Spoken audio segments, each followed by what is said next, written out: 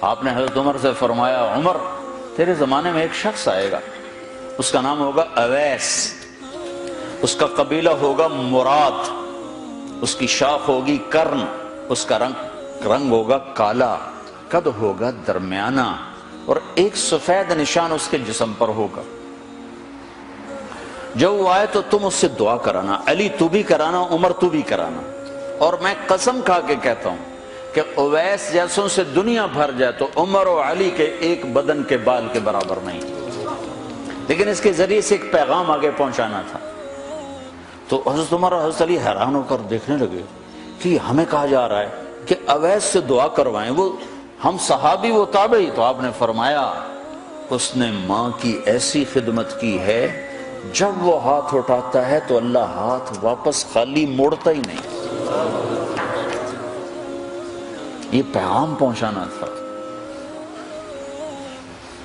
کہ ماں باپ کے آگے جھکو۔ جس دیش میں آپ رہتے ہیں یہاں کام کی رفتار بہت تیز ہے، ماں باپ اگر موجود ہیں تو کم ہی خوش نصیبوں والے ہیں جن کو کچھ اولاد کی خدمت ملتی ہے، ورنہ دیواروں کے ساتھ ہی زندگی گزر رہی ہوتی ہے۔ تو عمر رضی اللہ عنہ جب خلیفہ بنے تو ہر سال حج کرتے تھے، ہر سال ان کو ڈھونڈواتے۔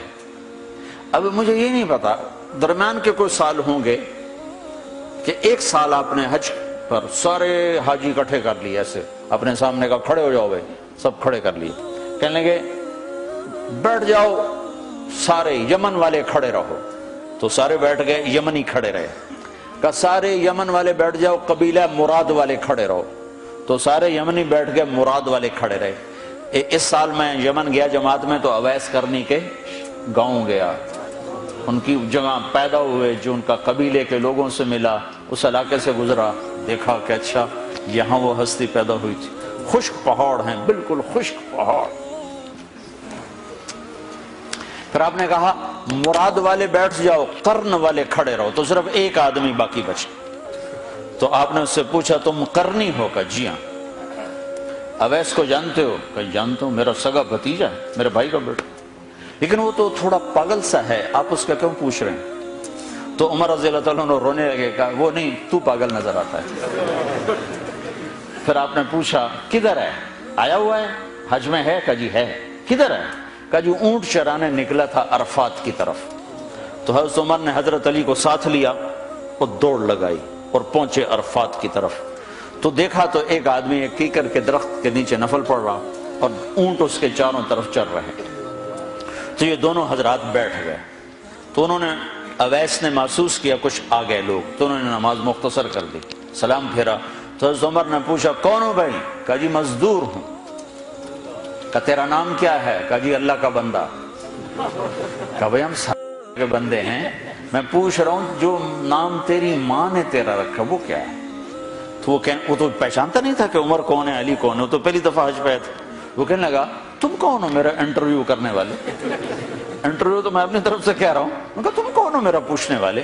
تو حضرت علی بولے یہ امیر المومنین ہیں عمر بن خطاب، اور میں ہوں علی بن ابی طالب۔ پھر وہ ایسے ایک دم گھبرائے، دونوں کو سلام کیا، میں معذرت چاہتا ہوں میں نے پہچانا نہیں۔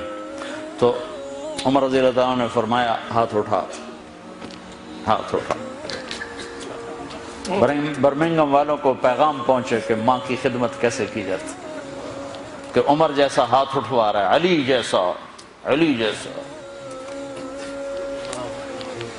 تو وہ کہنے لگے میں آپ کے لیے کیسے ہاتھ اٹھاؤں، میری اوقات ہے کہ میں آپ کے لیے دعا کروں؟ کہاں، ہمیں ہمارے نبی کا حکم تھا کہ اویس آئے تو اس سے دعا کروانی ہے، کہ جب وہ ہاتھ اٹھاتا ہے تو وہ ہاتھ خالی نہیں آتے۔ کس وجہ سے؟ تہجد، جہاد، تبلیغ، ذکر، تلاوت، تسبیح، حج، عمرے، نمازیں، روزے، ذکر، تلاوت۔ کس وجہ سے؟ نہیں، ان میں سے ایک وجہ بھی نہیں، ماں کی خدمت کی وجہ سے۔ پھر ایک اور جگہ آپ نے فرمایا کہ لوگ جب جنت میں چلیں گے تو اویس بھی چلے گا، جب جنت کے دروازے پر پہنچے گے تو اللہ تعالیٰ فرمائیں گے اویس کو روک لو باقی کو جانے دو۔ تو اویس گھبرا جائیں گے، کہیں گے یا اللہ مجھے کیوں روک لیا ہے؟ تو اللہ تعالیٰ فرمائیں گے ٹھہر جاؤ، جانے دو ان کو۔